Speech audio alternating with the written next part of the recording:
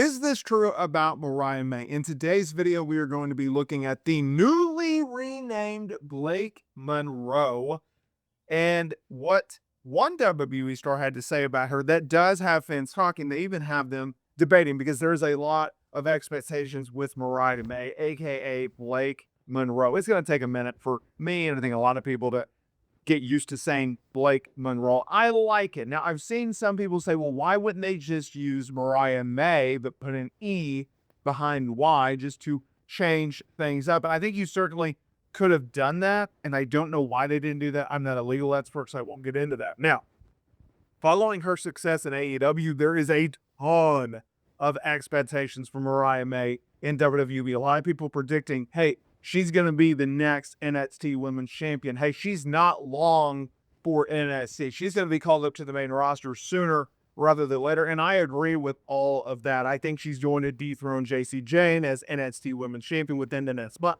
Probably at Great American Bash, just based off of what they are building up. I also think it's going to be a situation in which she stays down in NXT maybe 3 months and then gets called up to the main roster, because as we've seen with Stephanie Baker and Julia and Roxanne Perez and others, you can start working main roster shows, meaning Raw and SmackDown, while also being a member of the NXT roster.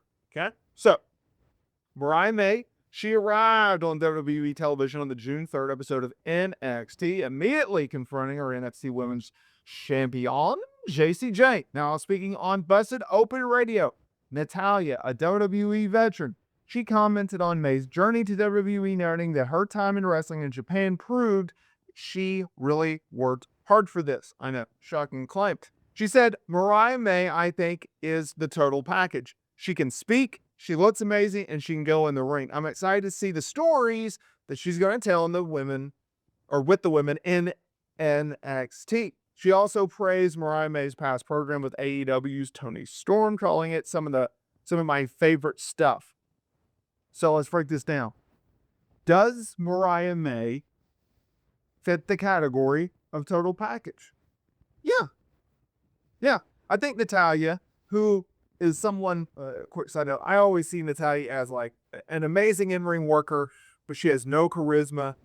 And that's what keeps her bland. And that's why you really don't care when she wrestles. But when she talks outside of wrestling, she's very likable. It's a very weird dynamic. Natalya saying that she, meaning Mariah, is the total package. She looks the part. She wrestles. She has character down. She has the promos down. Yes.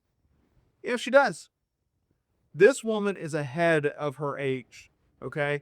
And I think her experience in Japan helped tremendously. But I also think AEW really paved the path for her into becoming the star that we know and love, right? I think Mariah May in AEW was essential for her path.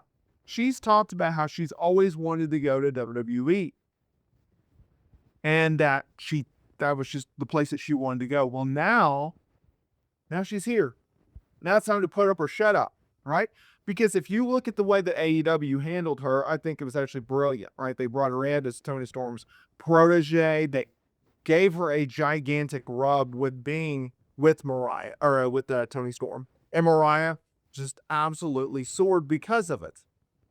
Anytime you are associated with a star, you are instantly a bigger star, okay? It just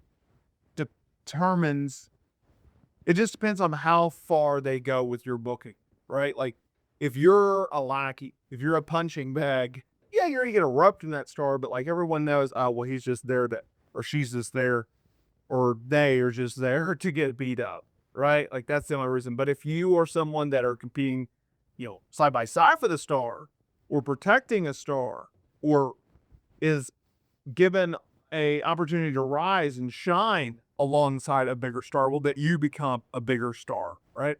And then you go on, and however they book you afterwards is really, really important. Well, that's what they did with Mariah May and AEW, right? The pairing with Toni Storm was absolutely crucial for her development and her growth.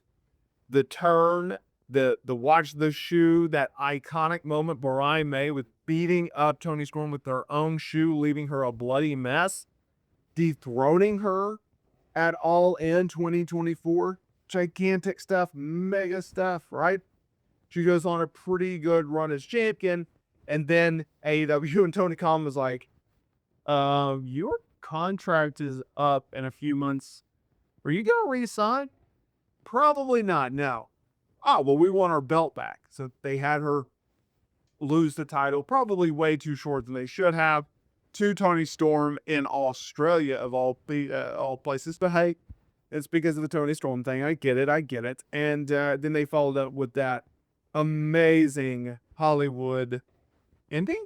I think it was a Hollywood ending match, that the hardcore match. Great stuff. I love that match. Those two women, look, this may go debatable here. Let's get controversial.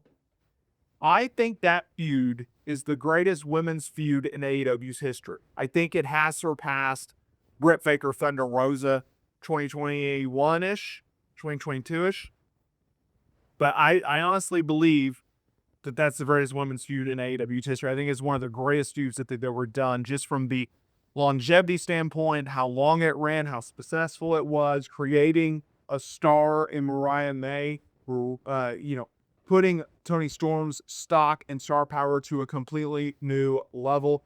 I just think they did tremendous work, and I think that if you can continuously build on that, and you can continuously, if you're WWE, take a product in Mariah May, who does have everything that you're looking for in a WWE superstar and a pro wrestler, whatever you want to call it, well, I think you got a hit on your hands. And I think that they look at her and she fits their model, whether or not Vince is there or not.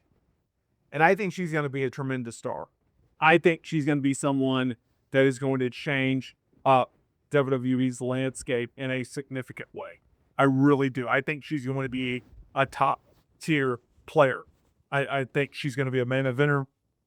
She's going to headline WrestleManias. Her and Tiffany Stratton are going to be having pretty epic feuds. I mean, there's matches for days. Rhea Ripley, Charlotte Flair, Liv Morgan, Jade, Bianca, Asuka, Tiffany Stratton, Nia Jax, Io Sky, Kairi Singh. I mean, so many.